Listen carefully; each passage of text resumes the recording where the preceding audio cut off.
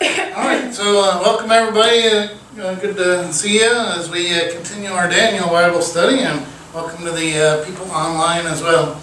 And we are, just to review where we've been a little bit, we made it through Daniel chapter 1, and the very last part of Daniel chapter 1, I showed a part of the video. We didn't have time to finish it, so I want to kind of finish it up this time as well. And what we're talking about is the main theme of the book of Daniel, of how God alone, as the creator of the heavens and the earth, has dominion over all his creation.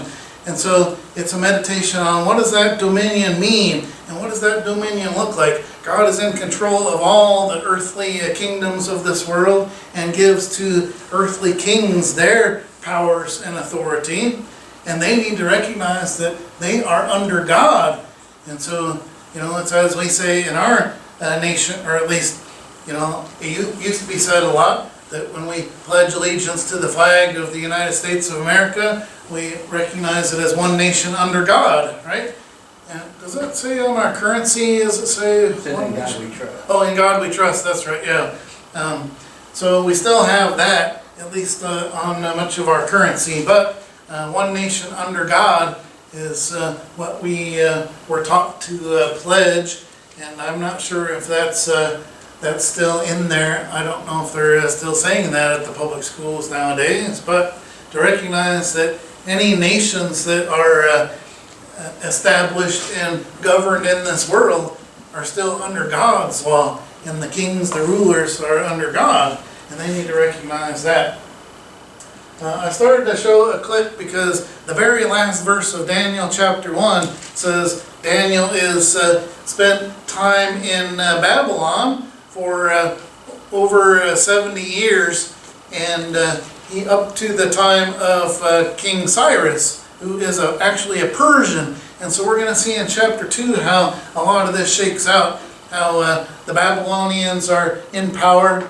You might recall, I have to kind of bore you with a little bit of history. It's not really boring, it's actually very interesting. But it was the Assyrians that came in. Assyria is what we would call the nation of Syria nowadays. And they came in and took the northern part of, you'll recall that the land of Israel was divided into a northern kingdom and a southern kingdom. The northern kingdom they called Israel, the southern kingdom they called Judah. Remember that? And the Assyrians came down, 722, took over the capital of the northern kingdom, and began to already dominate God's people there. And then it was later on in 586 BC that actually in between that time the Babylonians kind of took over power from the Assyrians. And so now Babylon is the one, sort of the dominant world power and control. And Nebuchadnezzar comes down, takes Jerusalem in 586 BC. So it's to Babylon, where at least all the leaders of God's people, both the spiritual leaders and political leaders, are taken to Babylon, and this is what we call the Babylonian exile. By the way, since it's Reformation, we're celebrating Reformation this week, Martin Luther wrote a little pamphlet called The Babylonian Exile of the Church, and he means like our modern day Babylonian exile, and that is that the church leaders have kind of taken the church captive and are misguiding the Christian church, and that the people need to keep their focus on Jesus Christ and that kind of thing. But he was saying the church is in exile here because we have been sort of led astray from our homeland of our focus on Jesus Christ and what the church really should be, and Christians need to sort of get back into that. So anyway, so the Babylonian exile, if you only know two things about the Old Testament, the most important events that you should know are first the Exodus, God using Moses to lead the people out of slavery in Egypt to the land that He's promised them. and then the exile. The two Exodus and exile, the two most important events in the life of God's people in the Old Testament times. Okay, there are a lot of important things, with the judges and the kings, King David and all that stuff, but those are the two really church defining, if I can use the word church in Old Testament times, but really defining and solidifying what is the people of God. And we are the people that are saved and rescued by God and follow Him to where He's leading us to the promised land. But God uses earthly rulers. And so what I wanted to show you in the video, since Daniel is in Babylon during these 70 years, that God is choosing Cyrus. And the last part of our time last time, we were looking at Isaiah chapter... let's see, was it 45, I think it is? 44, yeah, 44 and 45, where Isaiah prophesied at least 100 years before Cyrus came along, before Cyrus was even born. In fact, it was 150 years, closer to 150 years. Isaiah prophesied and called Cyrus by name and said, Cyrus, you're a Persian. So Persia is going to be the next kingdom to take over after Babylon. And that's what God is going to show Nebuchadnezzar in chapter 2 with this big statue that he's going to see. He's going to see this vision. But so the Persians are the next ones to come along in power. And Cyrus needs to understand that God called him by name 150 years before he was born, and uses him for that purpose of, you are going to display my glory, and you are going to exercise my dominion, and you're going to set my people free from exile, and you're going to allow for them to go back to their homeland, the promised land that I've given to them. Okay, so that's kind of showing us where we've been and where we're going here. But I did want, we watched the first part of this last time, and I debated whether to just start at the beginning and show the whole thing again. But it's a 15-minute long clip. And so I think we're going to just start in the middle somewhere in here, because many of you saw it the last time. So I'm going to compromise. And if you need to go back, it is online. But the point is, Daniel comes to...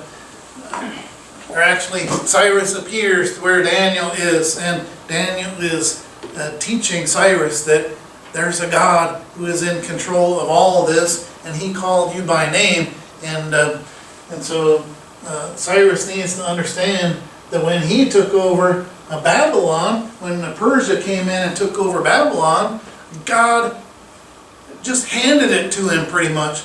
He's like, I wondered why it was so super easy to take Babylon. Well, God handed it to you. And God also said in Isaiah 44 and 45 that we saw earlier, God says, I'm going to put into your hands all these things. I'm going to just give it to you, even though you don't even know me. You don't even believe in me, Cyrus, but you're going to be my instrument. You're my chosen instrument.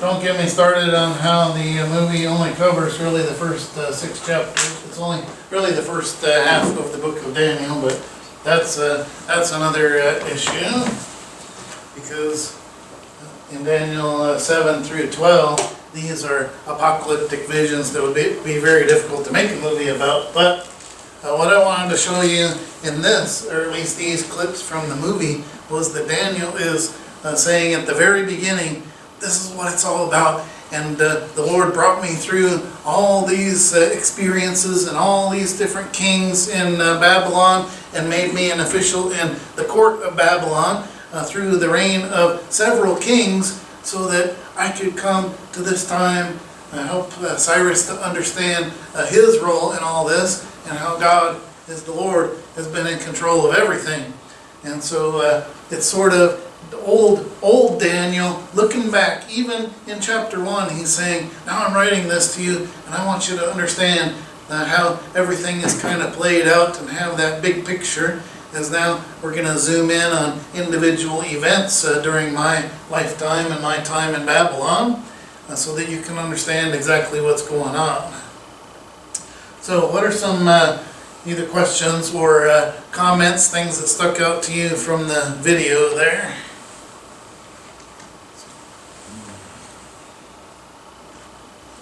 I mean, it's not something necessarily video related, and probably something we've said before, but just as sort of a reiterating, it's like, you know, that prophecy in Isaiah is probably one of the ways that people say, oh, this is a prophecy, clearly that means that Daniel's not real.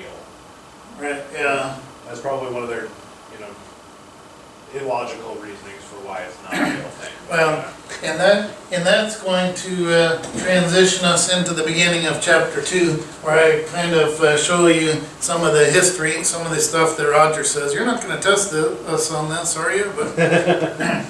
But just to show, some people have said Isaiah's mention of Cyrus by name 3 times. He says Cyrus, as you saw Daniel quoting to Cyrus in the video. 3 times Isaiah calls Cyrus by name and says, I am, the Lord is saying, I'm calling you by name so that you may know.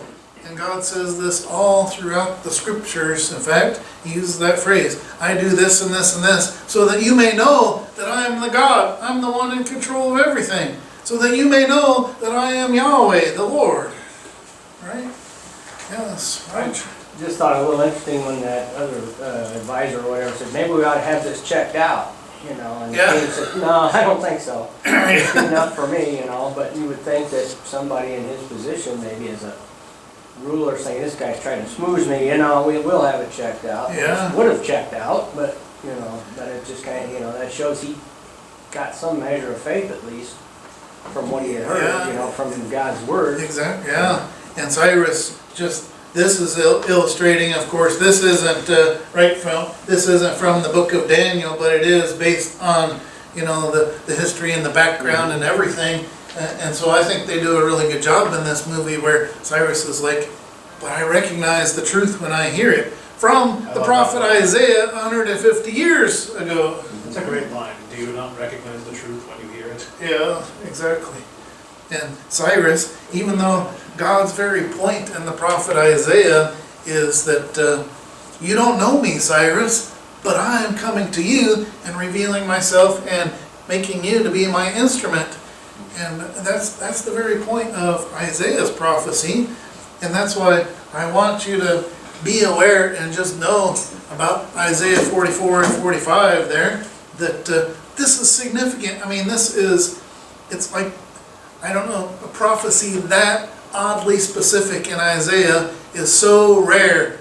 I mean, even in the Bible, for God to call somebody by name, specifically 150 years before they're even born, you know, it's like that's so oddly specific that it can only refer to Cyrus the Persian, because Cyrus's name is a Persian name, as we'll see here. And how else could Isaiah have even known this name? I mean, he can't just be making up something. Cyrus probably not even just much of a power at that point, so it's like, it could probably be like some podunk country down there. It's like, yeah, Persia, who cares? Yeah. And that's well, at least the point of Isaiah's prophecy, mind you. Yeah. Cyrus wasn't like Joe back then, wasn't it? Everybody was named Cyrus. Yeah, no. Cyrus was, Yeah. like I said, I doubt it would be it common even was a among Persian. Persians. It was a Persian name, so the Israelites, and Isaiah is writing, Isaiah is from Jerusalem, the town of Jerusalem, and whether he was born there or not quite sure. The Bible isn't specific on that, but he at least spent most of his life in ministry in Jerusalem. How would a Israelite even know this Persian name, Cyrus? You know, I mean, he couldn't have made it up. It just Lucky guess. That's lucky guess. And so maybe, you know, and it's like, okay, I'm going to prophesy about some American 150 years from now, I'll take the most common name, Robert or something like that, or, you know, or what's another good, Joseph, or, you know, something like that. I'll just say Robert. Surely in 150 years there'll be some Bob, right? And so what are the odds? You know, pretty good chance it'll come true. There's got to be some Bob that comes along that's going to do something significant, right? You'll pardon me, I gotta take care of some elder duty here. Okay, all right. Well, back then they didn't have what we have now. You don't know it's a common name in another country. You can't get on the internet and just look at it. Yeah, I know exactly. So, yeah. And I don't think Cyrus was even a common name in Persia. So anyway, the point is, so now what I want to do is get into chapter 2, and we want to look at on the study notes, and I'll post this for the online people as well. I don't intend to go over each and every point here of the history, but I just want you to see, first of all, I mentioned in Daniel chapter 2 verse 1, he gives a timestamp. This is what happened in the second year of the reign of Nebuchadnezzar. And so I wanted to get you to see where this fits into the timeline. Nebuchadnezzar's dad, Nabopolassar, is kind of what, he is the one that took over from the Assyrians, that took over power, and this is called the Neo-Babylonian Empire, or the Chaldean Empire. And we talked last time about how Chaldea was a specific region within the area of Babylonia in the southeast, and this is when this family, or this sort of dynasty of leaders kind of took power in Babylon, and Nabopolassar is the first one, Nebuchadnezzar's dad, and Nebuchadnezzar is actually the second king, Chaldean king named Nebuchadnezzar, so he's actually Nebuchadnezzar the second, is this guy in the book of Daniel. So we're talking about the second year of his reign would be 605, 606, something like that, of the reign of Nebuchadnezzar the Great. That's Nebuchadnezzar the second. So really this, and then Nebuchadnezzar's son, Amel-Marduk, he's assassinated in a coup by an influential courtier named Nericalis.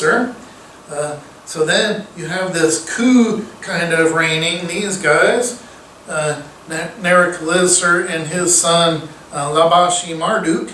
Marduk is the name of one of their gods, by the way, the Babylonian gods, and so that's why they incorporate that name Marduk into some of their names. But Nericalis' son only reigned for 9 months, so that's the end of that little coup there. But it's sort of taken over by another coup, and that is Nabonidus, I think, yeah, Nabonidus, I say, and his son Belshazzar. Now Belshazzar factors into Daniel, and that's the vision in chapter 6, if I'm correct. It's either 5 or 6. The handwriting on the wall incident and so on. So this is much later in Daniel's ministry, is where Belshazzar comes along. Belshazzar isn't properly the king. His dad, Nabonidus, is, and he's not really a king either. He's a usurper. He's just a influential leader who took over power from this other coup that was reigning. So I want you to see that this Chaldean dynasty here, this Neo-Babylonian Empire, is pretty shaky. They can't even, put together kings that are just going to reign this kingly dynasty. They've got coups that are taking over. Okay, well then there's sort of this shaky political situation, and that's when Cyrus II, also known as Cyrus the Great, the guy in our video, comes along, and he just practically walks in there and takes over everything, because even Belshazzar, who is sort of reigning as king, he doesn't really have that much power anyway.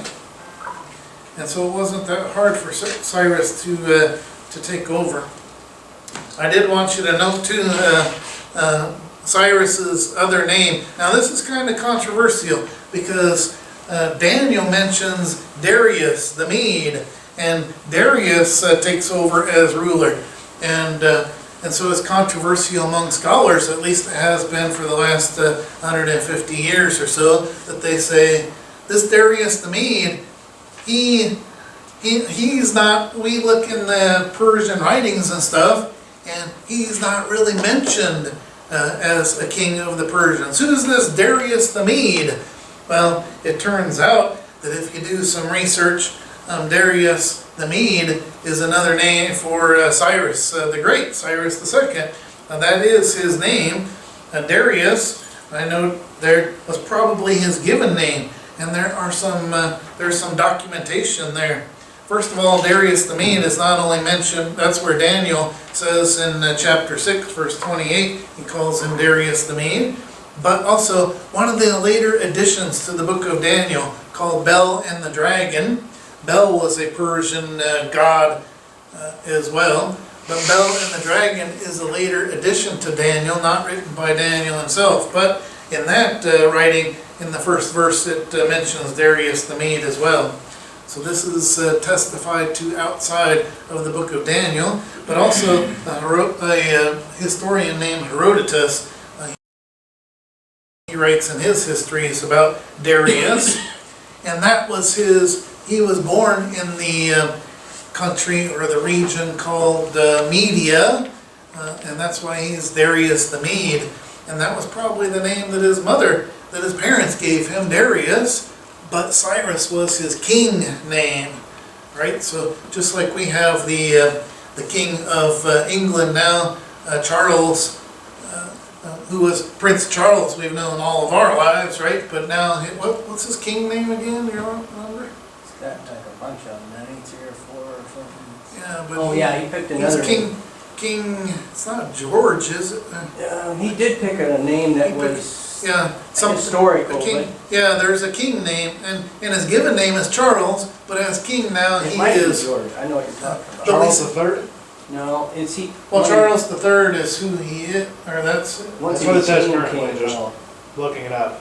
Charles III. Oh, he took the king name of Charles. King Charles III. Oh, okay, so he did keep the name Charles There as was king, something but. else to it though, like you were talking about. But it also happens with popes as well. You know, the current pope, he was born, I forget his real name now, his given name, but he took the name of Benedict the, is it second, or, I can't remember. But anyway, he goes by Pope Benedict now, but his name is something different, you know. And so it's the same kind of thing, that kings would take a king name, but Darius was his given name. Okay. A Medo-Persian, we say, because Media was this other territory that was adjacent to Persia, and they were kind of reigning together at that point, the Medo-Persians. There you go. Yeah, so Darius is a very common name. Now, of course, among Persia is what we call Iran today, if you didn't realize. I had some friends when I was like 6 or 7 years old, and I had some neighbor friends. They were Iranian. They were Iranian immigrants, in fact, and they had to learn English and all this stuff. But the little kids were my age, and so I had a friend named Darius, and he was Iranian, and I was like, and now I look back and say, oh well, even then I think he explained, or they explained, well, Darius is a pretty common name in our culture. Well, now it is. And that's probably because of this guy, Darius, Darius the Mede. But anyway. All right. And so I put some chronological notes in Daniel. Again, I don't want to bore you with too much of the history stuff, but then you see how some of these names fit in. In the first one under chapter 1, the 3rd year of Jehoiakim, he was the king of Judah at the time. So in 605, that's when all this started, and when God's people went into Babylonian captivity. Jehoiakim, king of Judah, but the rest are the kings over Babylon. And so then you can see how this fits into Daniel's lifetime and ministry. So that's why I wanted to put that there for you.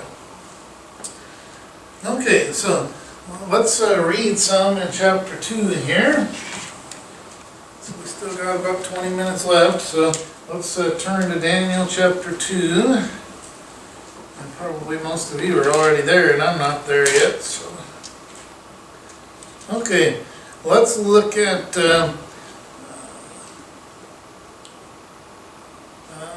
let's take the first 9 verses, and I think maybe we may not be able to cover all of the details, but at least that's a good section that I want to look at first. So either somebody can split that in half if you want, or take the whole thing. But would somebody read that for us?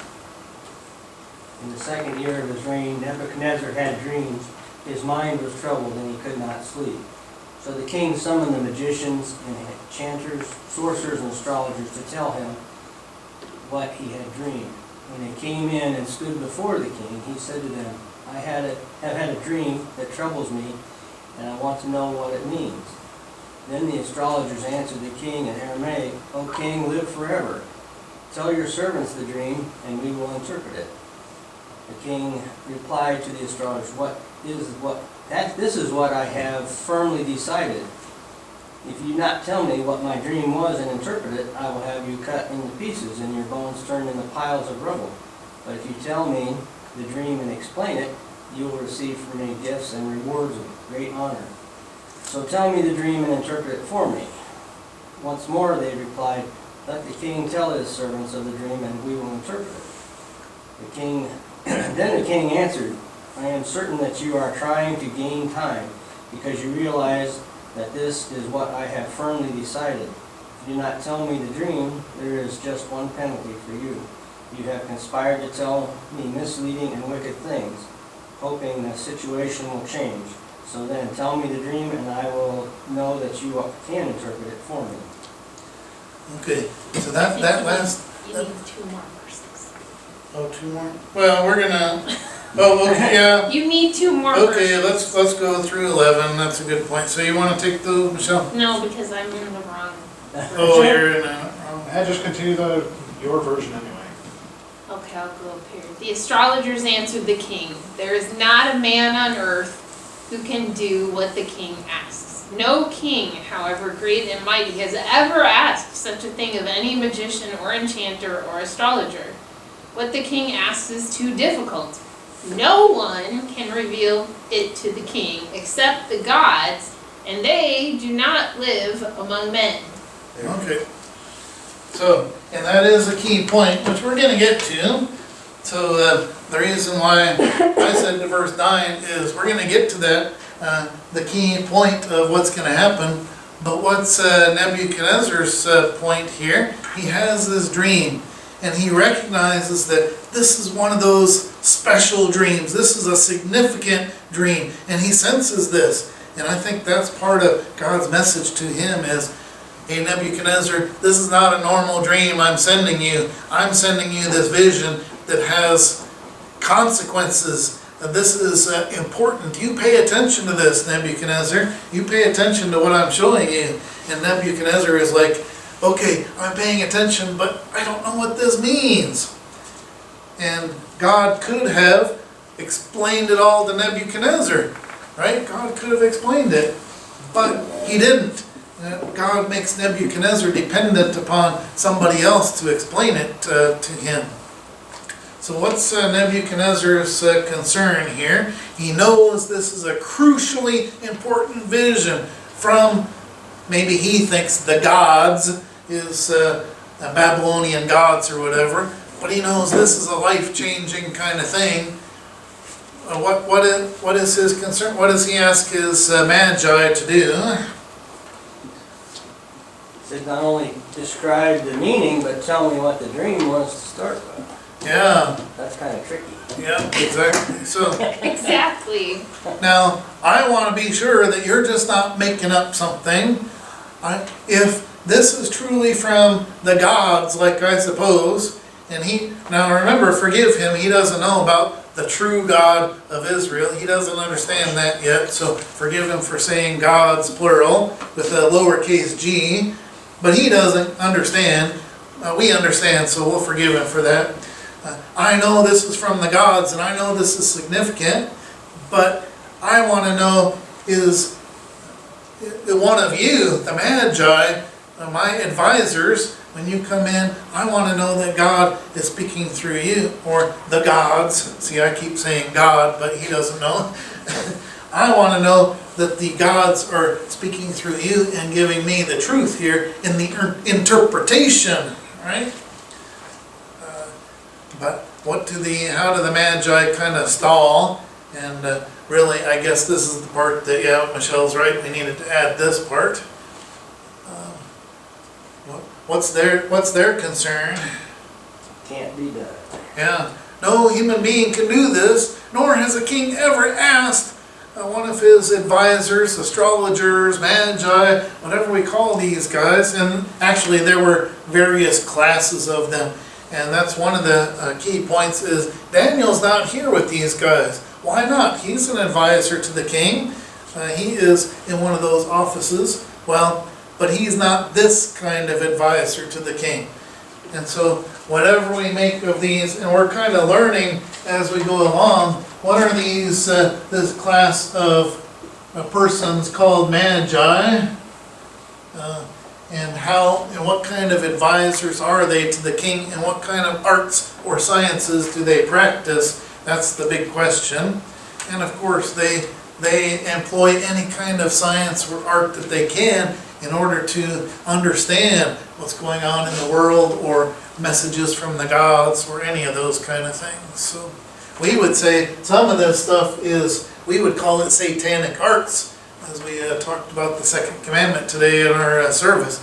How should we use the name of the Lord our God, not to lie or deceive by his name, or engage in satanic arts or any of that kind of stuff. Right? So they were practicing what the gods would do, not what the God would do. Yeah, exactly.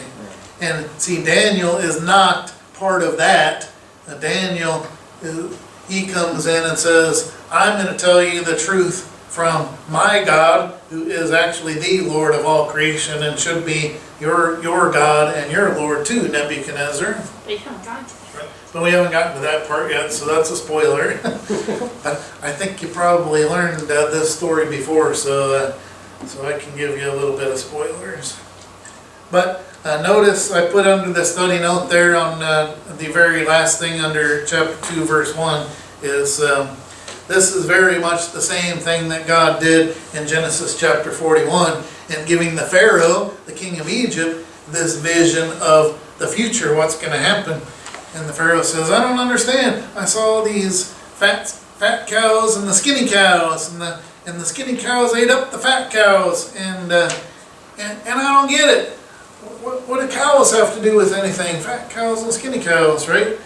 And Daniel comes along and it's like, was there... It's Joseph in this. I mean, yeah, Joseph. It was Joseph. God sends Joseph as he had given him this gift of interpretation of dreams. And Joseph says, was there a second part of your dream too, O Pharaoh? And it was like, well, yeah, there was a second part. There was skinny grain, there was withered grain and good grain.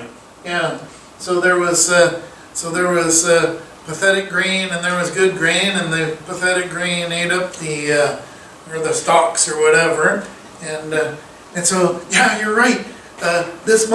You must have the vision from the gods. Again, it's Pharaoh speaking, about his Egyptian gods, but still, the gods must be speaking through you, Joseph, because you knew that there was another part to my dream, and you seem to know exactly what's going on because the gods are telling you.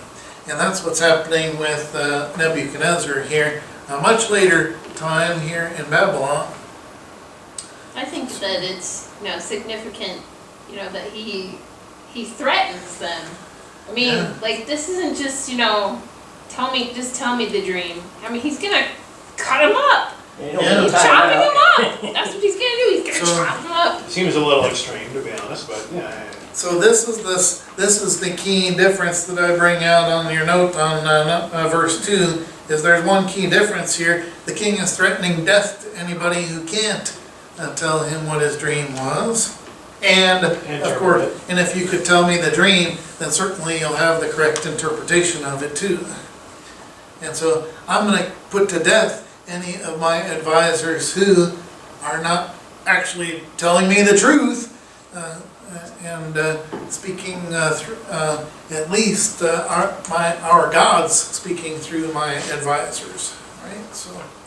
So he's kind of got the right idea in sort of a perverted polytheistic way of I want the gods to speak the truth to me, and this is how I'll know what the truth is. So when I hear it, if the gods are truly speaking the truth. And so he wants to know the truth, he just doesn't know the God of Daniel yet.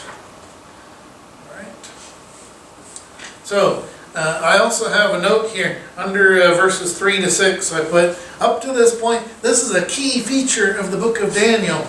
Up to this point, Daniel has been reporting in a perfectly normal way that we would expect, along with all the rest of the scriptures, with the other prophets. He's writing in the Hebrew language. Just like all the rest of the Old Testament, with the exception of the books written in Aramaic at the same time, or shortly after the book of Daniel. Ezra is written in Aramaic as well. And so you have these chapters in Daniel, and then a little bit later Ezra is writing in this Aramaic language. Now you have to understand a little bit about Aramaic. It comes from Hebrew, but it also adapts Aram. I have to teach you a little bit of this history.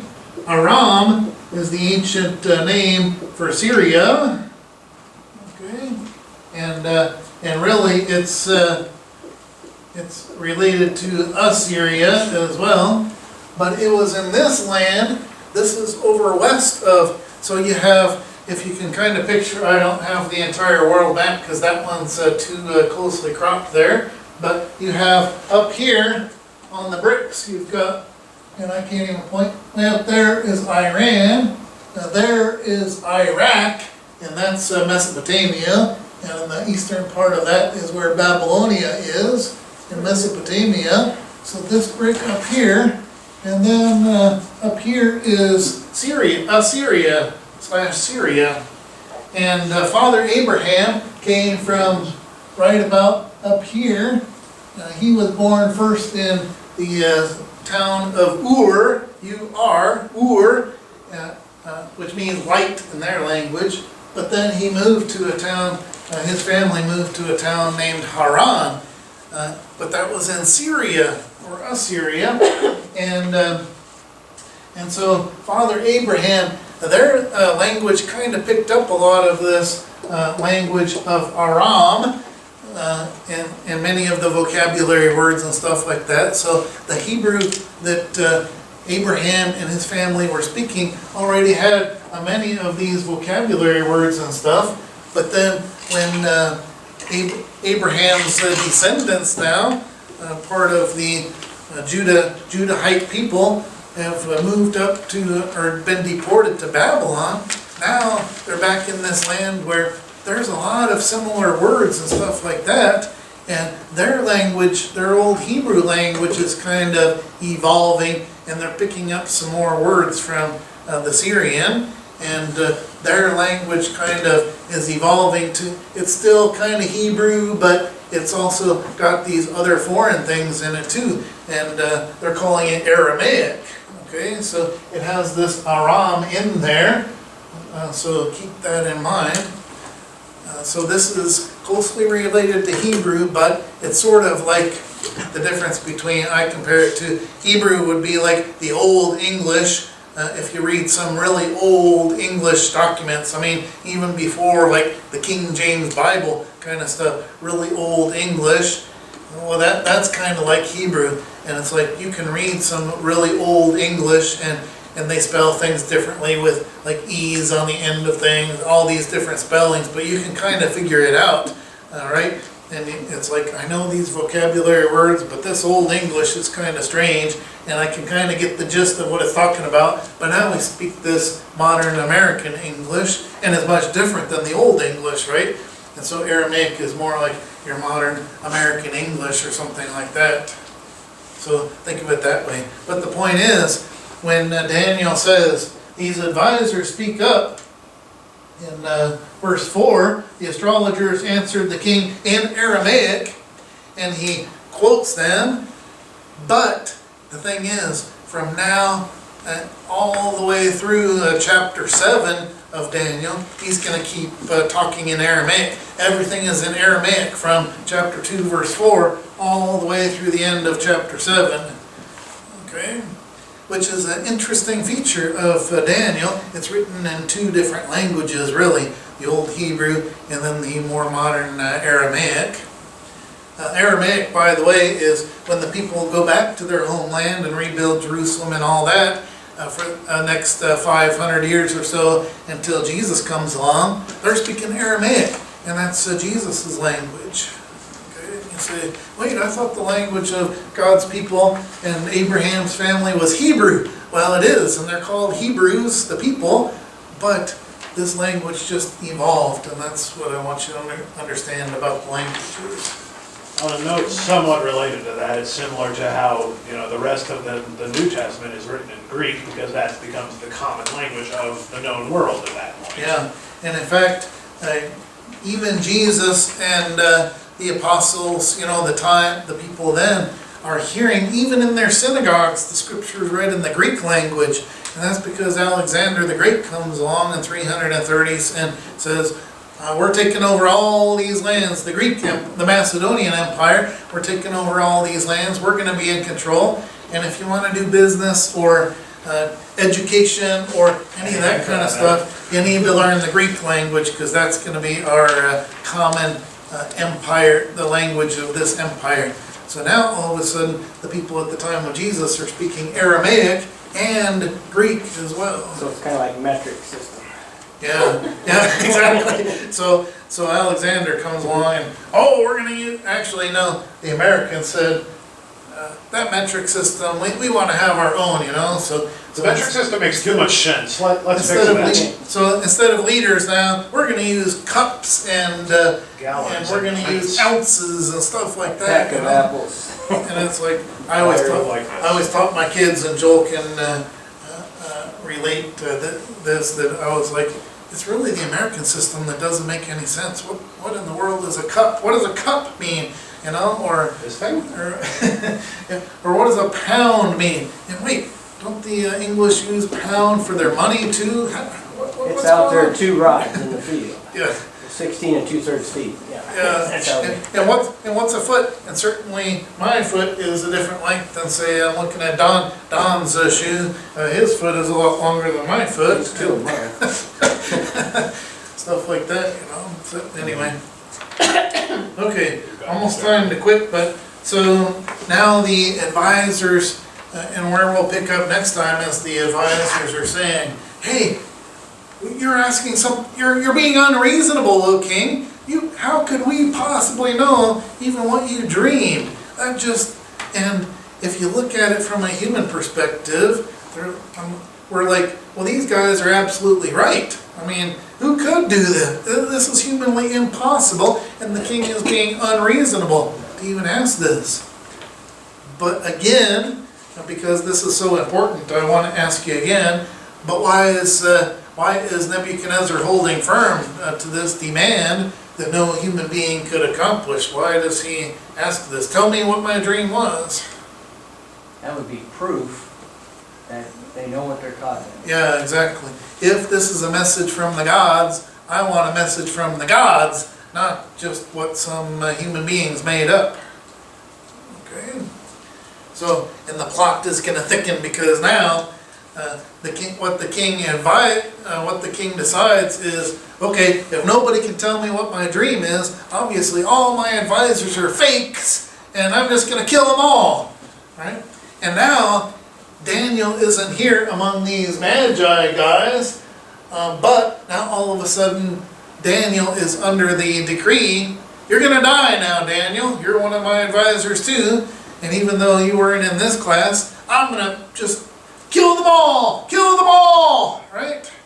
And now all of a sudden Daniel finds out, the king's guard, I'm previewing what we're going to talk about next time. The king, the captain of the guard comes, Arioch, and he says, okay, Daniel, you have to be killed. You and your, well, does Daniel have a family? Probably not, but anyway, you need to be killed and your house destroyed and everything. You're going to lose everything, Daniel. And Daniel is like, he doesn't challenge Nebuchadnezzar's decree or his authority, but God gives Daniel the wisdom, and he prays to God, and God gives him the vision as well, and he's able to tell Nebuchadnezzar, and that's what we'll be talking about next time.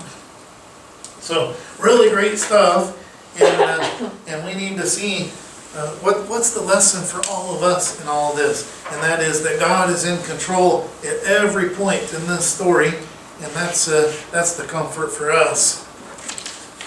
All right, okay, let's close with prayer. We thank you, God, our Heavenly Father, once again for that we were able to spend this time in your word today. And we pray that you would bless us with the wisdom that comes from above, and teach us in all things how to live as your people and to be witnesses in the world of all the great things that you are doing in our lives and in all the world. Through Jesus Christ our Lord, we pray. Amen. All right, thanks for coming today. Thank you, Pastor.